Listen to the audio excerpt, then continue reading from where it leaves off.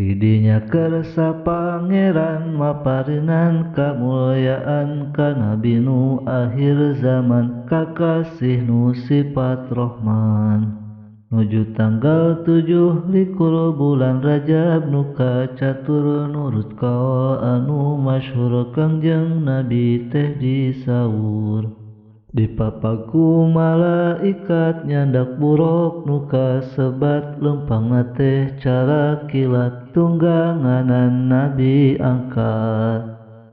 Ti Mekah ka Baitul Maqdis teu nganggo lami antawis ku jalma henteu katawis kersana Gusti nu wacis. Ti Baitul Maqdis terasna naekna tangga kancana Mi'raj teh kasebatna ka langitna bisumpingna. 7 langit sadayana jeung aras nu pangluhurna disumpingan sadayana katut surga narakana. Kangjeng Nabi ditimbalan ku Gusti nu sifat Rahman, anjeunna kuduna tepan salat muji ka Pangeran. Kabeh jalma anu iman sami pada kawajiban salat nu 5 giliran henteu meunang dikurangan. Salat eta minangkana dina agama tihangna jalma nu luput salatna nyata rubuh agamana. Kacarios dina zaman Mi'rajna Nabi panutan yuswana teh kaleresan 52 jalan. Kafir Mekah kacaturkeun bareng Nabi nyarioskeun Mi'raj lain dimulyakeun anggur pada nyengserikeun. Pada hasudeung ngakalakeun tidinya Allah ngarsakeun Kangjeng Nabi dialihkeun ka Madinah disirnakeun. Para sahabat pirang-pirang nu bumela milu iyang milu ngalih sewang-sewang teu pisan sumoreang. Tidinya kersa pangeran maparinan kamuliaan ka nabi nu akhir zaman kakasih nu sifat Rahman. Nuju tanggal 7 likur bulan Rajab nu kacatur nurut kaul anu masyhur Kangjeng Nabi teh disaur. Dipapaku malaikat nyandak buruk nu kasebat lempangna teh cara kilat tungganganan Nabi angkat. Ti Mekah ka Baitul Maqdis teu nganggo lami antawis ku jalma henteu katawis kersana Gusti nu wacis. Ti Baitul Maqdis terasna naekna tangga kancana Mi'raj teh kasebatna ka langitna bisumpingna.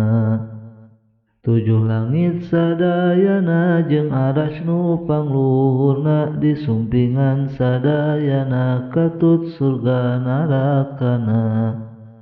Kangjeng Nabi ditimbalan ku Gusti nu sifat Rahman, anjeunna kuduna tepan salat muji ka Pangeran.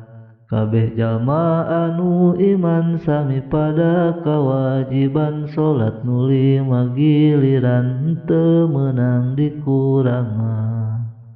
Salat eta minangkana dina agama tihangna jalma nu luput salatna nyata rubuh agamana. Kacarios dina zaman Mi'rajna Nabi panutan yuswana teh kaleresan 52 jalan. Kafir Mekah kacaturkeun bareng Nabi nyarioskeun Mi'raj lain dimulyakeun anggur pada nyengserikeun.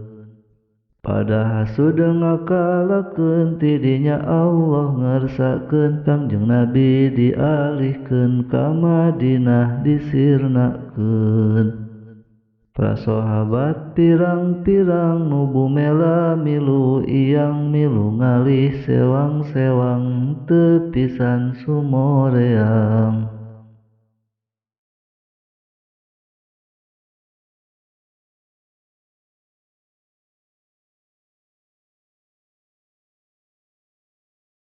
Tidinya kersa pangeran maparinan kamulyaan ka nabi nu akhir zaman kakasih nu sifat Rahman.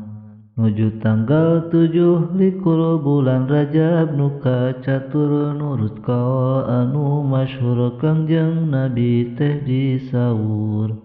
Dipapaku malaikat nyandak buruk nu kasebat lempangna teh cara kilat tungganganan Nabi angkat. Ti Mekah ka Baitul Maqdis teu nganggo lami antawis ku jamah henteu katawis kersana Gusti nu wacis. Ti Baitul Maqdis terasna naekna tangga kancana Mi'raj teh kasebatna ka langitna bisumpingna. 7 langit sadayana jeung aras nu pangluhurna disumpingan sadayana katut surga narakana. Kangjeng Nabi ditimbalan ku Gusti nu sifat Rahman anjeunna kuduna tepan salat muji ka Pangeran. Kabeh jalma anu iman sami pada kawajiban salat nu 5 giliran henteu meunang dikurangan. Salat eta minangkana dina agama tihangna jalma nu luput salatna nyata rubuh agamana. Kacarios dina zaman Mi'rajna Nabi panutan yuswana teh kaleresan 52 jalan. Kafir Mekah kacaturkeun bareng Nabi nyarioskeun Mi'raj lain dimulyakeun anggur pada nyengserikeun. Pada hasud ngakalakeun tidinya Allah ngarsakeun Kangjeng Nabi dialihkeun ka Madinah disirnakeun. Para sahabat pirang-pirang nu bumela milu iyang milu ngalih sewang-sewang teu pisan sumoreang.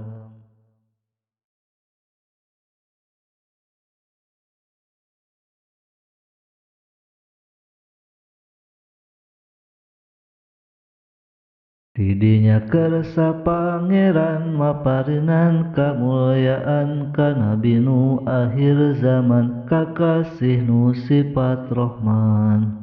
Nuju tanggal 7 likur bulan Rajab nu kacatur nurut kaul anu masyhur Kangjeng Nabi teh disaur.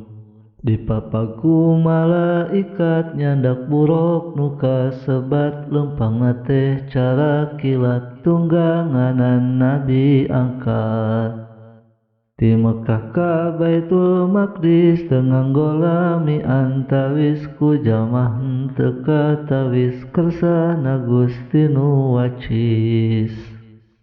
Ti Baitul Maqdis terasna naekna tangga kancana Mi'raj teh kasebatna ka langitna bisumpingna.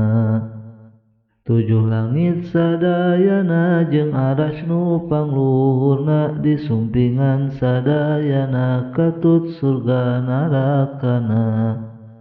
Kangjeng Nabi ditimbalan ku Gusti nu sifat Rahman anjeunna kuduna tepan salat muji ka Pangeran.